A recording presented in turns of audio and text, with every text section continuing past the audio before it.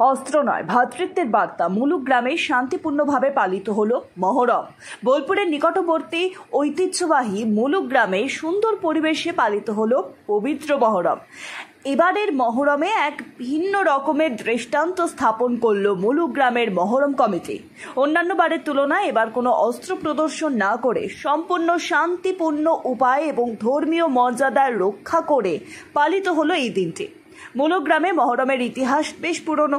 প্রতি বছর গ্রামবাসীরা একত্রিত হয়ে শোকের মাস মহরম উপলক্ষে ধর্মীয় অনুষ্ঠান ও তাজিয়া মিছিলের আয়োজন করে থাকেন।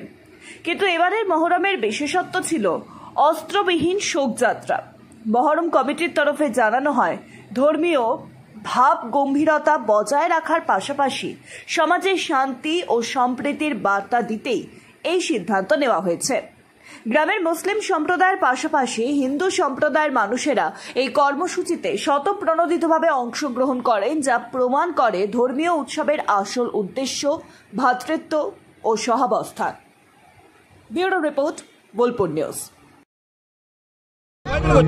আজকের দিনটা আমাদের খুব দুঃখের দিন, কিন্তু আমরা সবাই মিলে একত্রিতভাবে সবাই মিলে অনুষ্ঠিত করেছি মহরম। আমাদের একটা শোকের দিন না, আমাদের এখনো পর্যন্ত র্যালি বেরোয়নি, এখন পিছন দিকে আসছে। এরপর আমরা যাব বোলপুর, শান্তিপূর্ণভাবে আমরা মিছিল করব। আর না, আমাদের প্রত্যেক বছরই তাজিয়া হয়, এবছর একটু বেটার বানানোর চেষ্টা করেছি। ঠিক আছে, পালন আমাদের অনেকের আমাদের যে আছে তাতে অনেকে অনেক রকমভাবেই পালন করে। আমাদের গ্রাম বাংলায় একটা মহরম বলতে একটা কখনো লাঠি খেলা হয়, কিন্তু সেটা কিন্তু ব্যাপারটা হচ্ছে মহরমেরই ব্যাপার নয়, ওটা একটা আমাদের গ্রাম বাংলার ঐতিহ্য।